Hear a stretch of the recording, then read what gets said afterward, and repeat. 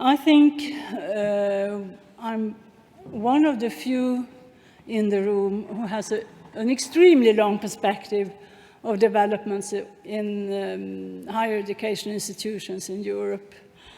Well,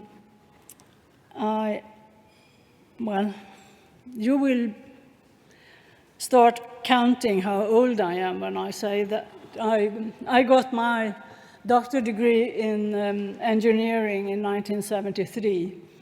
And since then, I have been working in academia in various institutions in Sweden and in other countries. I've had the pleasure of working together with different ministers of higher education. And it's a special pleasure, definitely, to see Ms. Helene Hellmark Knutsson here. I realized you were just a small girl when I entered my academic career. So, well, we will have to meet over the generations.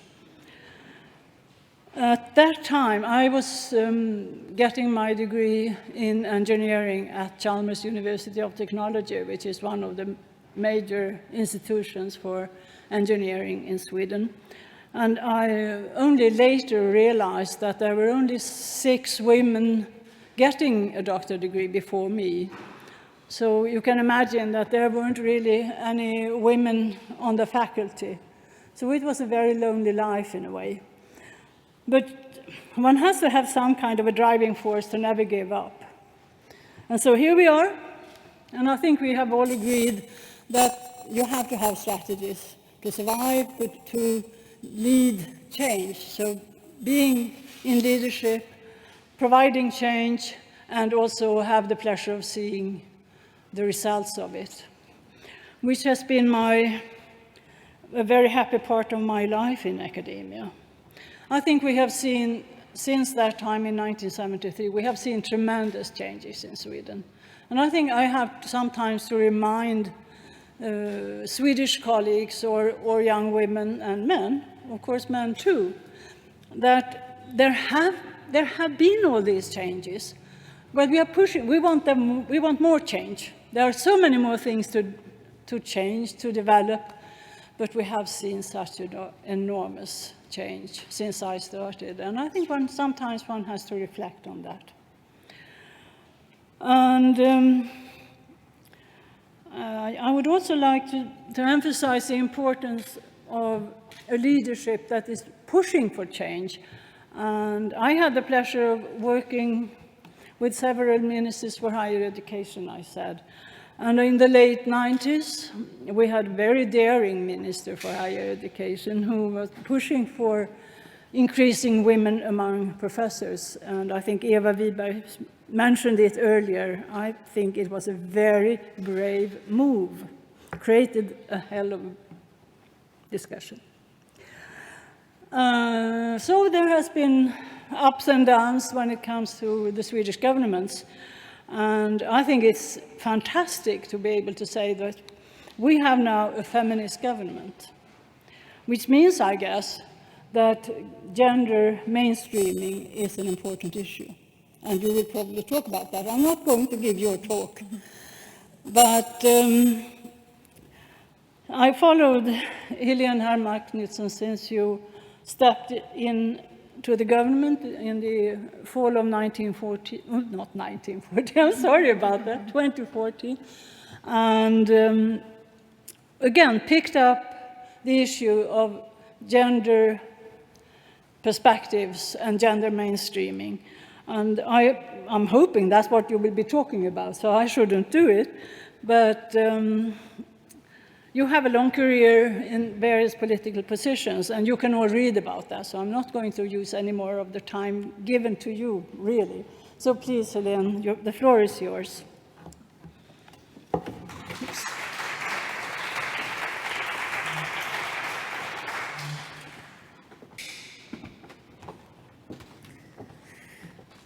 Thank you very much, dear participants, Madam President, and dear Christina, Rector Ulenius, ladies and gentlemen.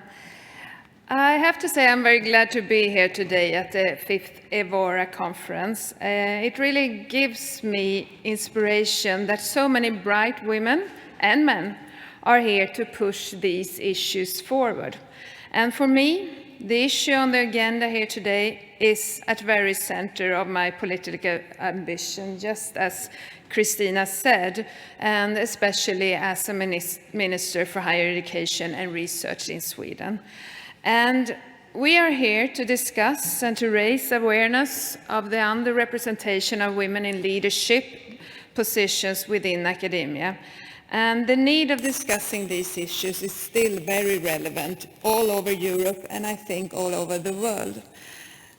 And like Rector Helene said, Sweden has the world's first feminist government. And I have to say that this is not empty words. This implies real obligation to us all. And that means that gender equality is high on our agenda in every field, and that gender equality must be central to all decision-making and allocation of resources. And for the Swedish government, the goal of gender equality policy is that women and men shall have the same power to shape society as well to shape their own lives. And this broader perspective is important to keep in mind, as academia is not an isolated area from the rest of the society. We need to work with these issues in society as a whole and at the same time focus on specific solutions in areas such as the academic world. And maybe it's even more important that the academic world that has such immense importance for growth, democracy, and knowledge carries the values of openness and equal opportunity. And Swedish governments have worked with these issues throughout a number of years, just like Rector Helene said. But we will still have a long way to go, even for Sweden. And for example, the share of female professors today in Sweden is only 27% in Sweden. And this is despite the fact that more women than men attend and graduate from higher education, and that it has been this way since the 1970s, where Christina started her career. And this is also despite that Sweden is world leading when it comes to participation of women at the Swedish labor market. Statistics of employees at universities in Sweden give their parents that there is an even gender spread. But if you dig a little deeper, the numbers shows that women are first and foremost employed as administrative staff. Women and men are also to a large extent studying different subjects at all levels, and this leads to a labor market that reinforces gender segregation. The same picture can be seen in the whole of Europe. From the report She Figures from 2015, it can be read that women are increasingly underrepresented as they move up the stage of an academic career. And this is despite the significant progress in their level of education relative to men. Another interesting fact is that the proportion of women among heads of higher education institutions in the EU is only 20%. In scientific and administrative boards, 28% of the board members are women, and only 22% are board leaders. And the European Research Area Survey shows that 36% of research performing organizations indicated that they had introduced gender equality plans in 2013. But this is not enough. These numbers show that we are not talking about a single member state's challenges, but rather a European challenge. And I'm very interested in what other member states are doing to face these issues. I think that it's important that if you agree that this is a European challenge, that we change ideas and thoughts on how to combat this problem.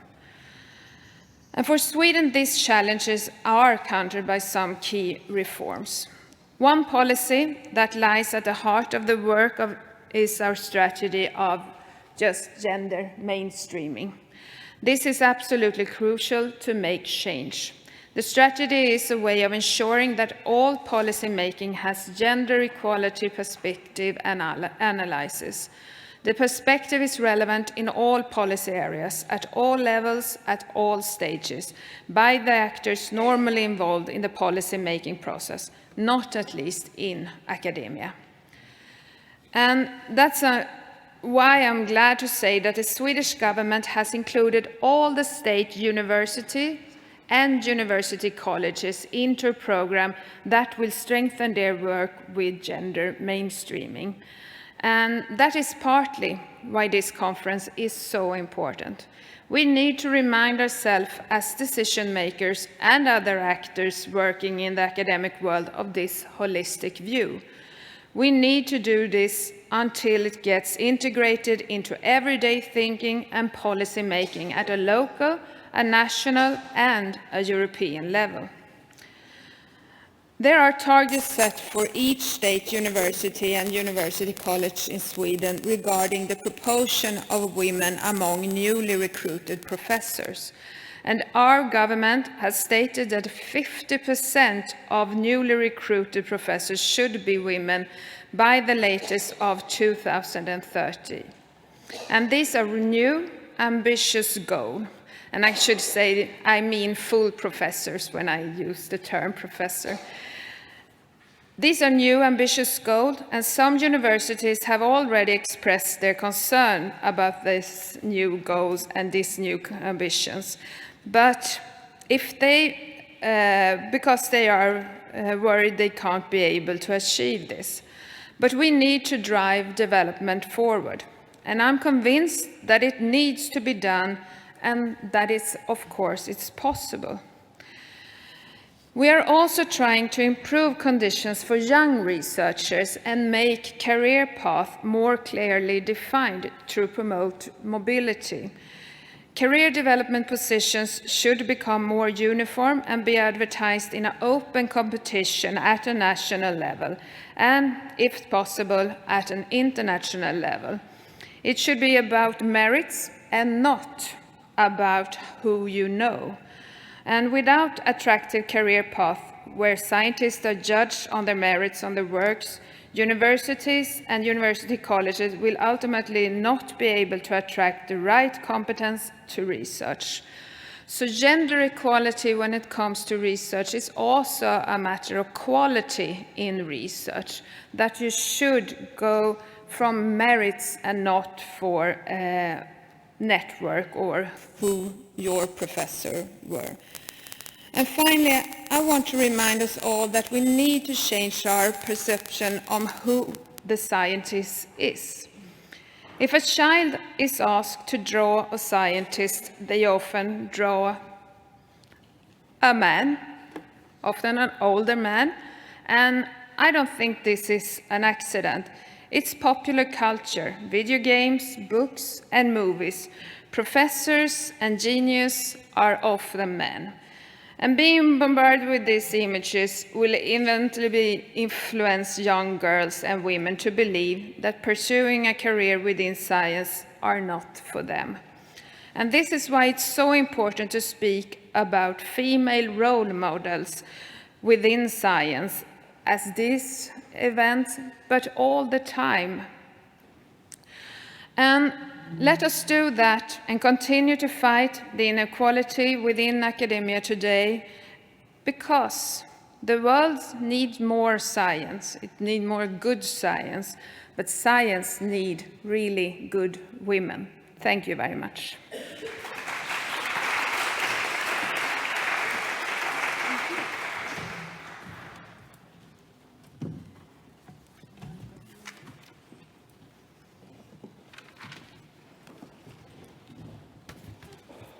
Well, thank you very much. And I think Ms. Helene Hellmark Knutsson has pointed out that this is kind of an introductory remarks, hoping that you will now all engage in a discussion, maybe giving suggestions, questions, whatever.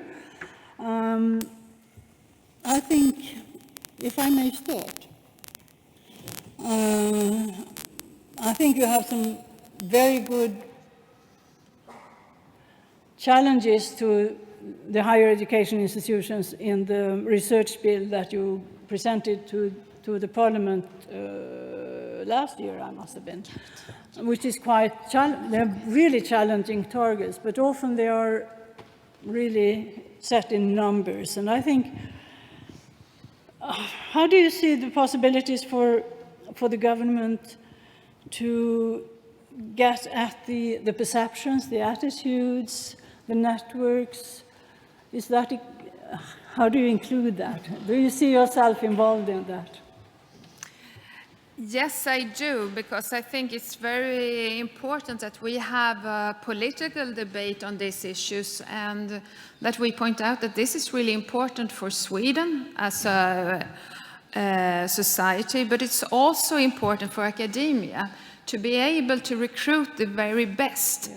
They can't work with only networks. And in Sweden, we had an investigator, Agneta Blad, who made a report for the government. And when she looked in the recruiting ways you have within the academia in Sweden, you have very low mobility between the universities. I think 50% were recruited from their own university where they had their PhD degree.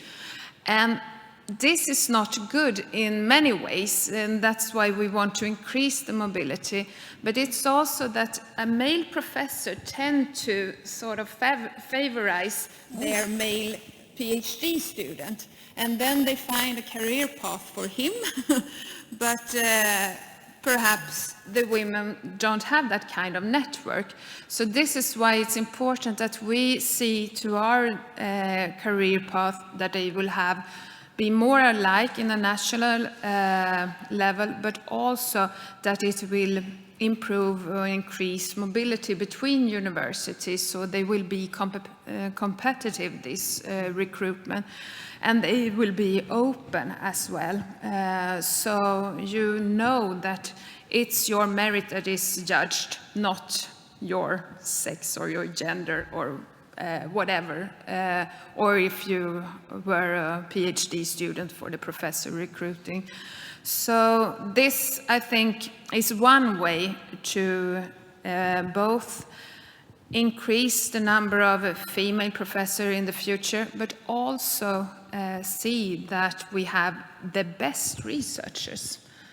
So that's why I would like to point out that this is also a quality matter of research. Any follow-up? Knutsson, please. First of all, I would like to thank you for accepting our invitation and honoring our conference here. Your presence is the highlight of this conference. So when we were talking outside and here, you mentioned that at the moment the percentage of the female rectors went down to 27%. And no? For rectors, still 50%. Is it already still? Yes, for all the universities, and some of the big universities are led by a female rector today, but what we were discussing is how will this be in 10 years? Will it still be 50% females? Because we still have 27% female when it comes to full professors. Oh, full professor, you mentioned that. Well, we were talking about that. When, if you would like to maintain this trend, you have to have more than before the female professors. So is there, you may also develop a new project to increase the full professors as you did it for female rectors. So is there any project that is likely to be implemented in the coming years? When it comes to full professor recruitment, we have these new goals that the Parliament has passed. We have had this before, so we know it's possible. We have just sort of increase the ambition on these goals and try to make it have a faster way, because it goes really slow. I mean, I think from 2000 and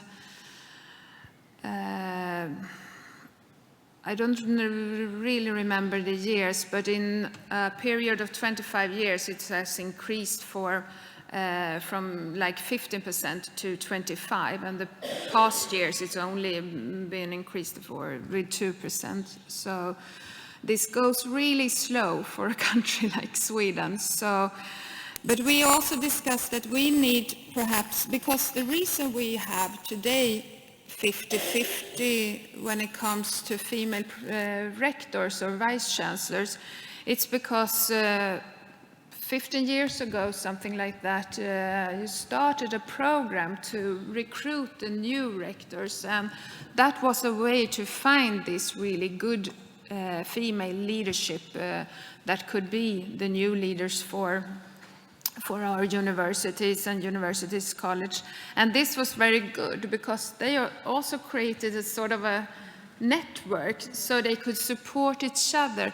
And that is, like we all know, it's very important. That's why you are meeting here today, to have this network where you can support and steal ideas from each other. And this is something very important, but now we haven't done that. So we are a bit worried that the next generation of rectors or vice chancellors in Sweden may not be 50-50, because we still have this problem when it comes to full professor.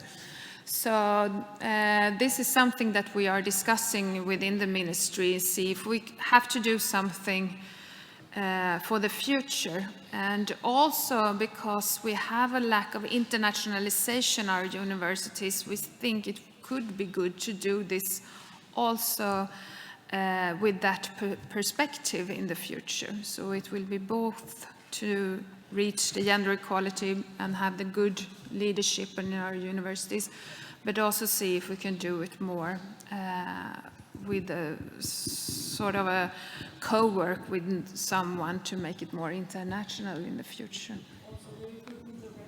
Yes, absolutely. Today you don't have to be a Swedish citizen to become a rector in Sweden. No, but 10 years ago you had Yes, to. you have to. Well, someone else, yes, please. Pat O'Connor, University of Limerick, Ireland. It is inspirational to have you here and to hear your commitment. I suppose I have two questions stroke comments. The first is, are your targets linked to funding, to university funding? There's been a report in Ireland in the past year, and basically targets have been linked to university funding, since this is recognised is the only real language that universities understand. And my second question, I fully support your ambition to take cronyism and prejudice and bias and sexism out of the recruitment of basically of research groups. But I suppose I want to raise the question that if one continues with the scientific principal investigator model, which is based on an overwhelmingly male professoriate, where individuals are often work on a project which they then, under the mentorship or support, sponsorship of the lead male professor, they obviously have a hugely advantaged position. They know more about the project, they've worked on it. And so the likelihood of actually them getting the position, it's 90%. And I'm wondering what your thoughts are on that. And to what extent would you be open to encourage universities to really have a more a less hierarchical form of leadership or research projects which would begin to tackle this issue? I'm sorry if the questions were long. So the first one was about, are you going to link the targets to money?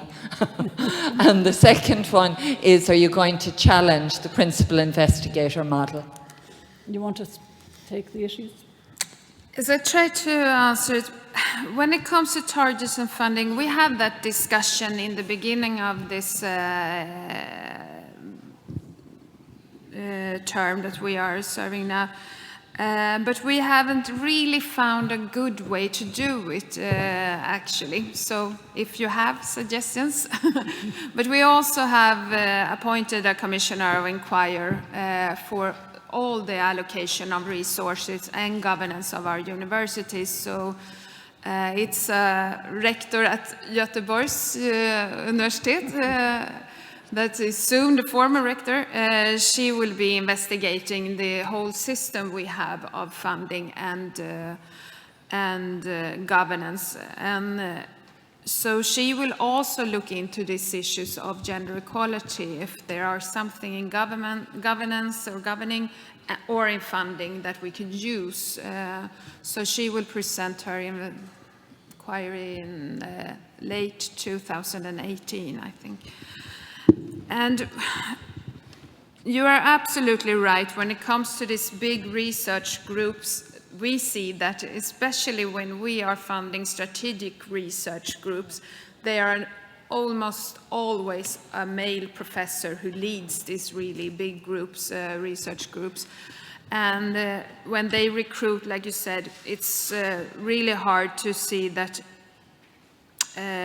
we can, from the government, do something about it. But that's why I think gender mainstreaming is so important, because then you have a responsibility as the university, but also from the research funding agencies that we have, the different councils, to see that you allocate research funding gender equal. So also it will be a discussion if the leadership of the big research projects could be more gender equal, because when you look back several years, it's almost only male professors who leads these big research groups. But this is why we also are discussing the governing. How much should government govern, or how much has the universities independent role? Because they should also be autonomous, so that is important. Yes. I think, Okay. sorry? No, it's here. I'm sorry, I forgot your name. Oh, I think you were. Okay. Yeah. Thank you, Helene. We need. We had a question here Oh, first, and then sorry. Eva. I'm sorry. I'm sorry. Okay. I think you're right in being worried about the situation of the rectors in Sweden. I made a quick analysis of the 12 full universities in Sweden, and in 2014 we had 7 female rectors and 5 male rectors. And from the fall of this year, we will have only 4 female rectors and 8 male rectors. And but if you look at the aggregated level, of course, if you look at all institutions in Sweden, we are doing fairly well all the same. But anyway, I think we should look into this, because it might be that you just fall behind and think everything is going to be okay. I think we have to just push this forward and have some kind of mentoring program for persons who might be coming up for these positions. And also seeing that some rectors move around from one place to another, especially male then, saying that. But that's one thing. The other thing I wanted to say when it comes to the full professors, and I agree with you, we have autonomy in Sweden. The universities have to take care of this of our own. Of course, we have to do that.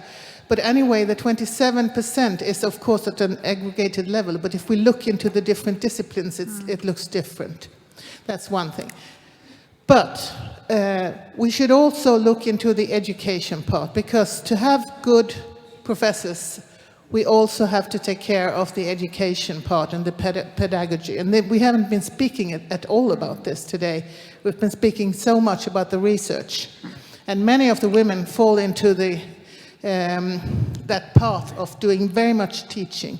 So I think that when Pam Fredman, the now rector and soon not anymore rector at Göteborg, will be looking into this field, I think it's going to be very welcome, because there has to be also this balance and how you take your career path, also considering the pedagogy. So, sorry, did you have a question there? You wanted?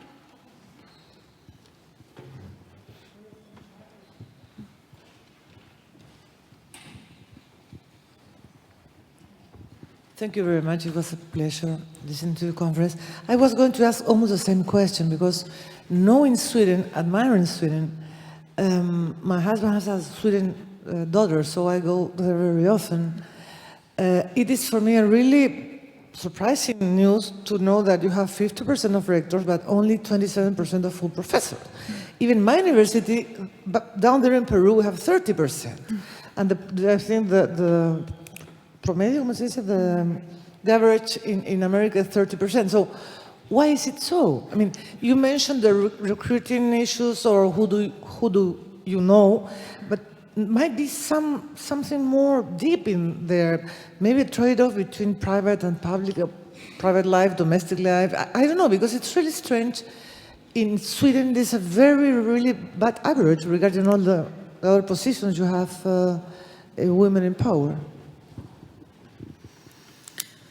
Do you want to speculate? We have only 27% women. No, but this is really interesting because, like I said, Sweden is in many ways the most gender equal country in the world. And like I said, we have the highest participation in the labor market in the whole world. But still there are some blind spots, you can say, and academia is one of them. Comes to industry, we have the same problem, but also if you see to the highest political level, we have never had a female prime minister in Sweden. And that is really interesting because all the other Nordic countries have had it, but we haven't. And I'm not sure why, but we have a glass ceiling that is pretty strong for where the money is. But I think Eva Wiberg is pointing out something that is really important, that we have a very gender-divided labor market, but we have also a very gender-divided education system. So women don't go to mathematics, for instance, at the same way, or engineering. They go to nursing and to teaching, and because that's how the labor market is seen. And now we can see an increasing part of women in engineering, in medicine especially, I think. But you can't see the same when it comes to nursing or teaching with men. So they are still like 90–95% women there. And when you see where the research money goes, they don't go to teaching or to nurse or healthcare in that consensus. They go to medicine, they go to technology. Would you like to change that? In a way, we want to do that because we think we should be research strong even when it comes to healthcare and also to teaching. Yeah. We have to improve our teachers a lot and the teaching system in Sweden. I don't know if you know, but we have some challenges when it comes to our school system, education system. We had a very poor result in PISA a few years ago. So this is something that we are discussing, and we have to strengthen especially the profession of teaching. And the same goes for the universities, because this is also very divided in Sweden. I mean, all the competitive money goes to research, and there is where you have the money. And in education and teaching, that is not valued, and you don't have competitive money for teaching, for instance.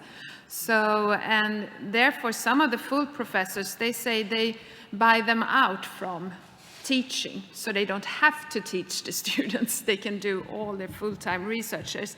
And like Eva Wiberg said, therefore, many women, instead of researching, they go to teaching. So you also get a gender dividing in this perspective. So we have to get this more together, and we have to see and encourage our universities to see that the merits also are evaluating how they are as teachers, not only as researchers. So this is to sort of get these two things together. But we also have to work to get more female into the male-dominated disciplines and vice versa.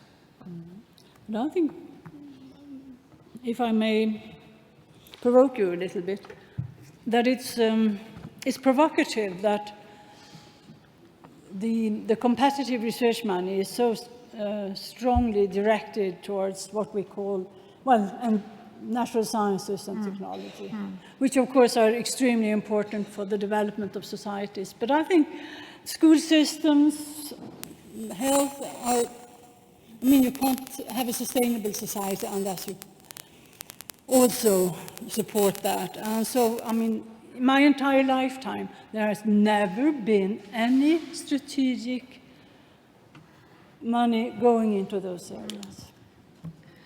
We try to change it now, I have to say. The Research and Innovation Bill that actually passed Parliament 1.5 months ago, we set some strategic competitive money for PhD schools, that we call it, for the teaching education. I noted, very good. So that is one thing. And also we had some more money to humanities and to social science for competitive money. But at the same time, you should know that social science is one of the worst when it comes to gender equality. Because even though we have many women as students there, I think you have twice the chance to get to highest position as a full professor in social science if you are a man than you have as a woman, if you had a PhD degree. So there you can see that they are really sort of make it easier for the men to become researcher in these kind. But in medicine, for instance, it's almost the same. If you see to the number of PhD degrees, you have almost the same chance to become a full professor. Yeah. Helena Nazario? Yes, hello, thank you very much. It was an extremely interesting talk. And I have two questions, quite different. The first one relates to the issue of sustainability. So I always envy, but it's a good envy, it's not a bad one, Sweden, and what you have achieved in terms of women leadership and promotion. But the question that I see now is that maybe you are confronting a problem of sustainability. You have reached a certain level, now it's a matter of maintaining it. And so for that, as I can understand, you need policies that goes in time, that are sustainable, the policies itself in time. And that might be linked to the government and to the change of government and to the changes of different, criteria. So it's a difficult issue to tackle. So my question is, do you have any plans that you can share with us? Because we are eager to learn. And the second thing is, it's a little bit different. And that's got to do with the remark that we have made about increasing mobility, not only at professional level, but at leadership level. And that begs the question, in my experience, to be a leader at a different university from your own, let alone a different country, is one of the most difficult things to achieve. Because universities close on themselves and say, well, you have got to understand the culture of the institution. You have got to understand what the faculty A is vis-à-vis the faculty B. So how do you propose to achieve that at an international level? I think most of us have been moving around. No, there are two very interesting remarks, and I agree with you that we have reached a certain level, but it's really easy to become, like you, I think you say, a fat cat, to sort of think that this is good and you could just be satisfied with this. But we are not satisfied, so this is why we are pointing this out as a feminist government, that this is the most important issues that we have, and we have to mainstream this issue as well and take it in every policy making. And I think, like you are saying, that we have to look into how to make both more sustainable, but also more resilience, because it's also a matter of that you are always attacked by, are you a full professor because you are a woman or because you are a good researcher, and these kind of attacks you will always hear. So we have to do more, and we are trying to do more. So we have some plans that I've presented here, but we need to do even more. But at the same time, we also want to have what we call strong and responsible universities. So when they are autonomous, they will also have to see that they have a sustainable system to recruit the very best, but also look into issues like gender equality. And when it comes to mobility and leadership, yes, it's difficult to be a vice chancellor or rector in another university than your own, perhaps, but I think still it's important. I think now Eva Åkesson wasn't here, but she is from Lund University, and she was the first vice chancellor at Uppsala University, that is our oldest university, that wasn't from Uppsala. She was from the most competitive university, and she was a woman as well. She is a woman. So I think she can tell a little about how it is with this culture thing, that it is really hard. But I think we have to go this way. And we also recruited a new vice chancellor for Karolinska Institute, and he is from, he is from Oslo University. So this is not the first, but it's the first at a larger university and our most important research university in Sweden, that we got a rector or vice chancellor from another country. So it's our neighbor country, so the differences are not that big, but it's a first step. I would actually challenge the idea that it's difficult to get started as a rector in a university where you didn't originate. Well, I have the experience. And there are quite a few Swedish rectors now that have the experience of having moved to a different university. And I think there are great advantages. You don't have the people saying, well, you have to think of us and you have to think of us. We are your friends and all this, all the networks within the university. You can come have a fresh start, which is actually quite an advantage. So, and I think in the Swedish higher education institutions, I can point to so many now that have moved, and I think it's very healthy. You understand that things can be done in different ways, which is a very good realization, actually. Well, any other comments, questions?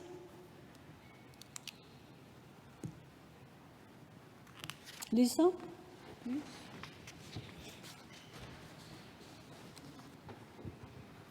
Lisa Husu, Örebro University.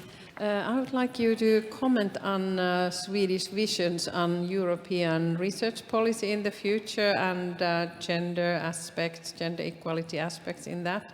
What kind of voice do you see that Sweden is bringing into the European debates on what happens after Horizon 2020? Negotiations are starting soon.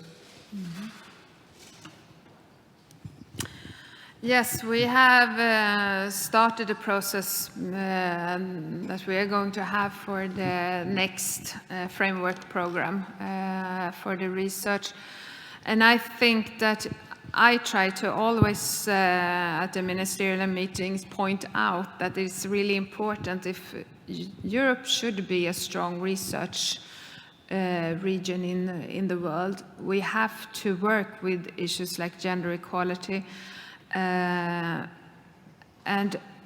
also, one of the things that we are always discussing is for the young researchers and the career path and how it make it more attractive to increase the mobility for young researchers in Europe.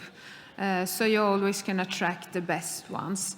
But there are some, like I said in my, tried to say in my remarks, you can't sort of separate the societal challenges women have from the academic challenge they have or meet, especially when you are a young researcher, because you have to have things in order like childcare, parental leave or insurance for that, because otherwise it will be very hard for you as a female researcher to sort of do a career.